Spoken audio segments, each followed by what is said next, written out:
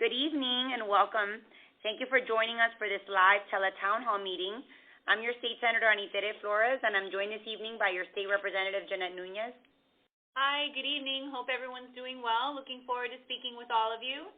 During the next 45 minutes or so, you and your neighbors will have the opportunity to hear from myself and Representative Nunez about our work during the legislative session and what we have been doing to accomplish and what we've been able to accomplish for Florida's families. We want to be having a discussion and taking questions directly from you. This tele-town hall is live. If you'd like to ask a question at any moment, you can press 0 on your keypad. You can also put the tele-town hall on speakerphone to make it easier for you to listen in, of course. At the end of the call, you can stay on the line to leave me or Representative Nunez a voicemail. And if for any reason you can't stay on the call, but you'd still like to leave a voicemail, you can press 9 at any time. So we're going to give your neighbors a few more minutes to join the call and get started shortly. So please stay on the line. We already see that there are several hundred people on the call. We're going to make a couple more phone calls and give time for some more people to get on the call this evening. We expect to have several people join us today. We hope that this call won't last any more than 45 minutes. If you want to leave a message for us at any time, remember, you can press 9, and if you want to ask a question at any time, because, of course, we want to be hearing from you all, if we want to be hearing from you all, you can go ahead and press 0 at any time on your keypad. As you know, you can always get in touch with either of us. On the front end, let me leave you all my phone number at the office. That sometimes is the easiest and fastest way to meet and talk to us. You can call 305-270-6550. Again, 305-270-6550 to get in touch with myself, Senator Flores. And again, this is your State Representative, Jeanette Nunez. And if you would like to call my office, you can reach us at 305-227-7630. Again, that number is 305-227-7630. You can also look at my website, which is www.JeanetteNunez.com, and I will spell that out for you. It's JeanetteNunez. Again, www.JeanetteNunez.com, and my Twitter handle, for those of you that are on Twitter is RepJNunez. Great. Well, folks, I think we're going to go ahead and get started. We're going to go ahead and get started this evening. So, again, just a reminder, if you ever have any questions and you want to get in touch with us, you can press 0 on your keypad. So, good evening, and we want to thank you all for taking some time out of your Wednesday evening to have some time to talk to us. I'm your State Senator, Anitere Flores, and I'm joined this evening by your State Representative, Jeanette Nunez. We're honored to be able to speak to you this evening and offer a recap of the legislative session. Yes, we're very excited to be able to represent you in Tallahassee. As you can imagine, there's a lot of work to be done up there. We have spent quite a bit of time up there this year fighting on behalf of Florida's families, focusing on education, healthcare, transportation issues that we hope are all important to each and every one of you. And we certainly like to hear from you to see what your thoughts are, what your concerns are, and how we can work collaboratively for your best interest. So again, please press 0 if you have any questions. Right, and what we're going to go ahead and do now, we're going to take some questions from some of you. We see some folks have questions. But first, I think that it's important for us to learn more about all of your opinions with a survey question that you can answer directly with your telephone keypad. We're going to start with just an easy and basic one. What do you feel is the most important issue facing our district? What do you feel is the more important issue facing our district? Press 1 if you feel that it's the high price of homeowners insurance. Press 2 if you believe it is the economy. Press 3 if you believe it is education. Press 4 if you believe it is social issues such as Second Amendment rights, abortion, marriage. And press 5 if it's something else. So what do you feel is the most important issue facing our district? Press 1 if you feel that it is the high price of homeowners insurance. Press 2 if you believe that it is the economy. Press 3 if you believe that it is education.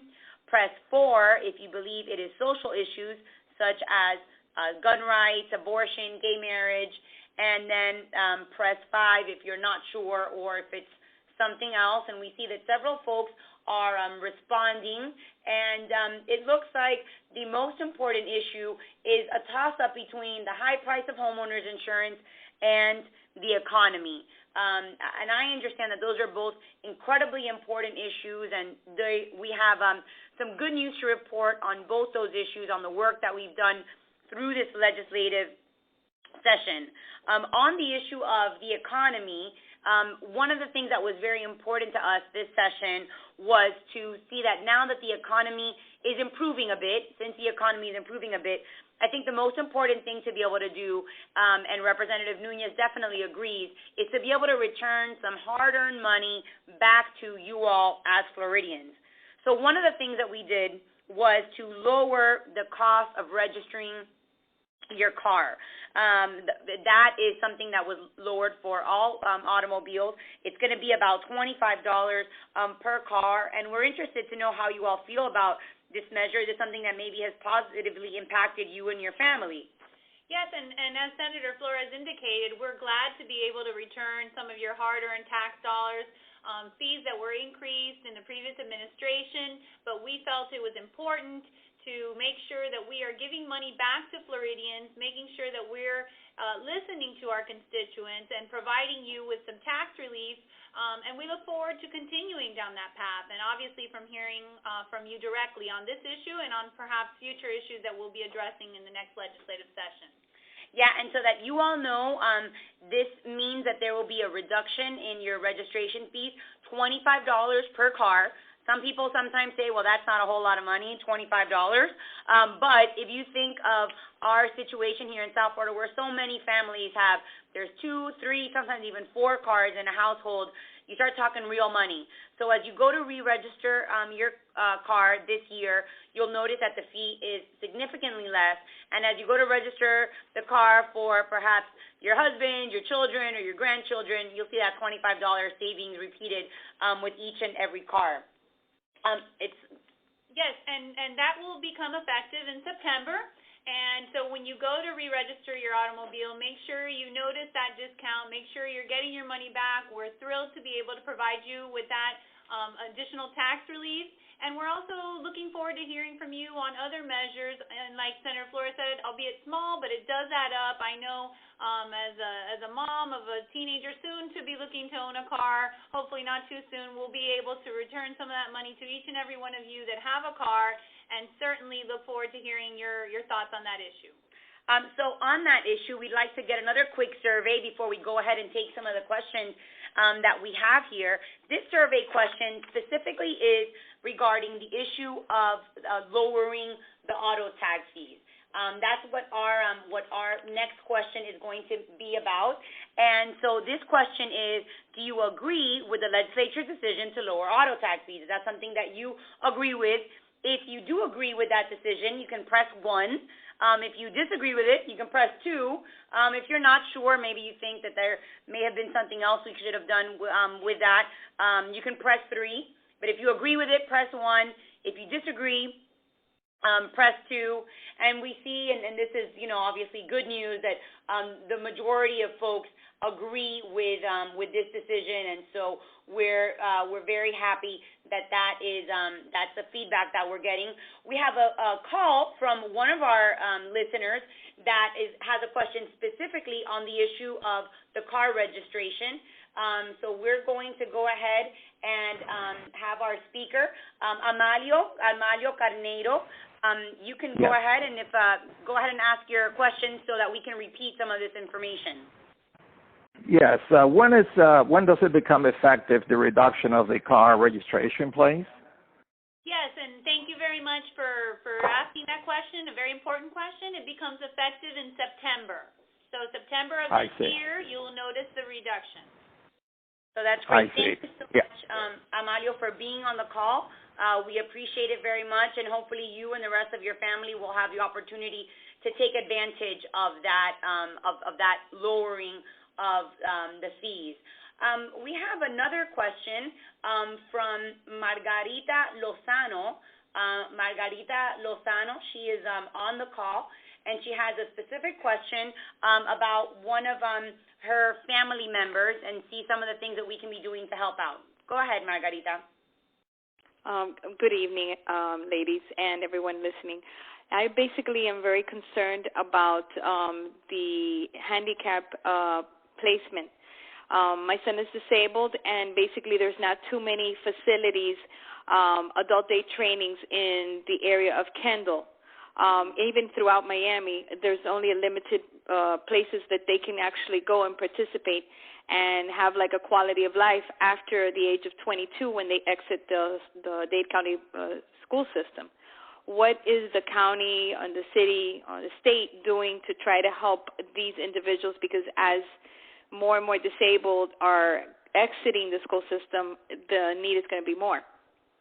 Yeah, no, thank you very much, Margarita, and thank you for sharing your story with us. Both myself and Representative Nunez are mothers. I'm the mother of two boys, and I know that Jeanette now has 3 kids. Okay, 1 girl and 2 boys, and so this is something that while that I can understand is something very important to you, especially as a mother. I'm going to give you kind of 2 thoughts, one general and then one more specific for you, some follow-up. Generally, this is an issue that's important, and one of the things is that as a generation ago, number one is that the autism was not something that was highly recognized. It was not something that the government nor doctors didn't necessarily know how to deal with it. And so part of that is, I think, part of the reason why there has been a struggle to keep up with the need to treat and, give a positive life to folks such as your son, who can be incredibly positive for society. We struggle a little bit, it's kind of the reality has failed to catch up with the medical advances where we're now able to catch this at a younger age, and where we know that, your son hopefully will live a very long and productive life. And so we are. I mean, I'm not going to sugarcoat it. We've, struggled a little bit with keeping up with that. Additionally, Margarita, we've obviously increased our funding for certain programs. Clearly, as you mentioned, it's not enough, particularly in this area, which is the Kendall area.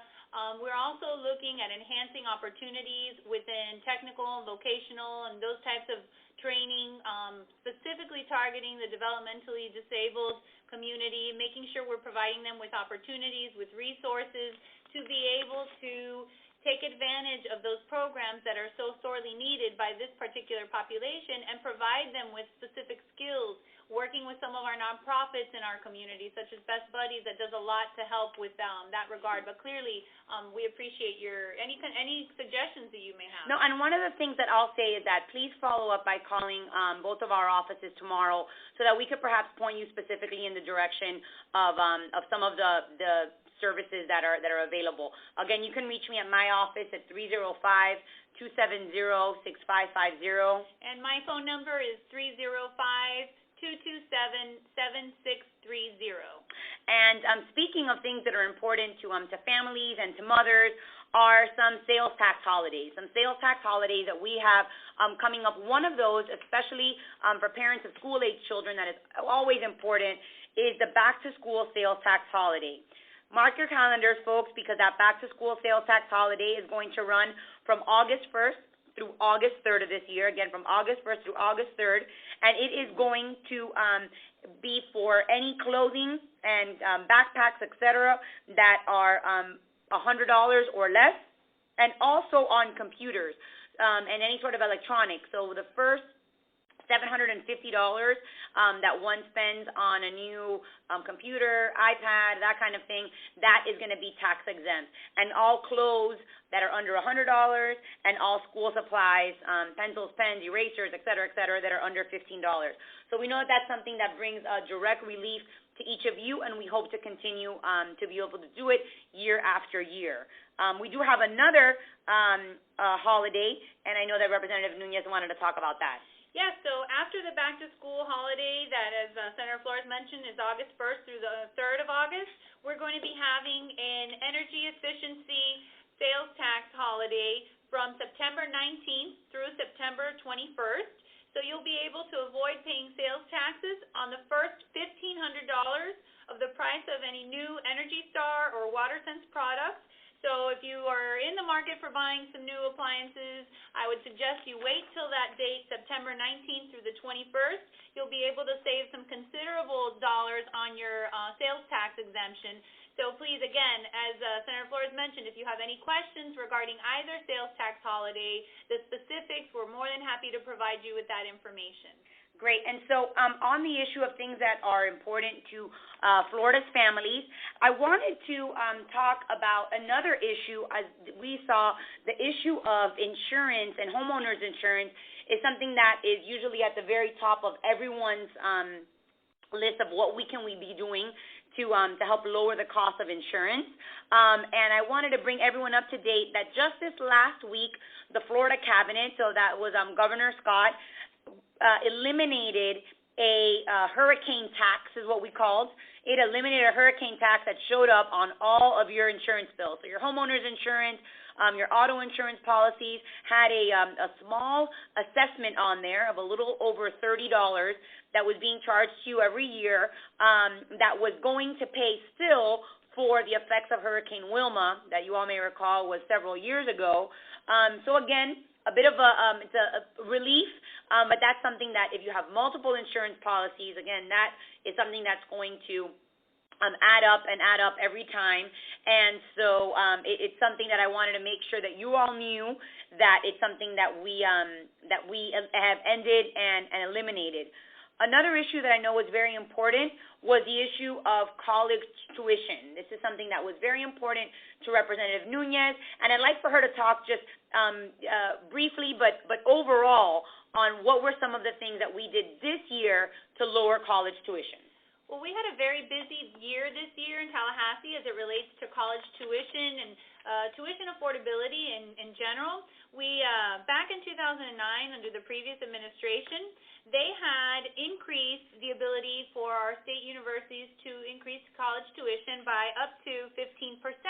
So for those of you on the call that have college-age children that are attending our state universities, I'm sure you felt the effects of the growing increase in tuition costs, very much so in your own families. So we're proud and very pleased to tell you that this year we eliminated those universities' abilities to increase tuition by that additional 15%.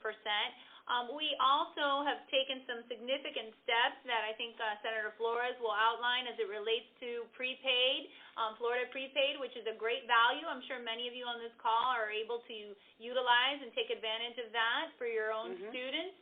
We've been able to take some steps to ensure that those costs of tuition will not become so unaffordable that your prepaid is no longer truly prepaid. And just so that you have an idea of what we're talking about, so in 2009, there was approved an automatic increase in college tuition every year of 15%. So that means that our college students every year, year after year, we're paying an extra 15%. So that made college incredibly expensive for our current students. But now to put that in perspective for our future students, like I said, I'm the mom of 2 young boys. Representative Nuñez has 3 young children, and there are so many parents and grandparents like us around the state of Florida that had been for so many years investing in a prepaid college plan. Well, it got to a point that the cost of a prepaid college plan for a newborn child in 2011 was more than $50,000. $50,000 is something that I don't know anybody that has $50,000 lying around their bank account. It just didn't exist. So all of a sudden, this incredible program that we had completely was for nothing because nobody could afford it. And so what we did is that we just went ahead and eliminated that increase. So we've lowered the cost of the prepaid tuition program by over $20,000.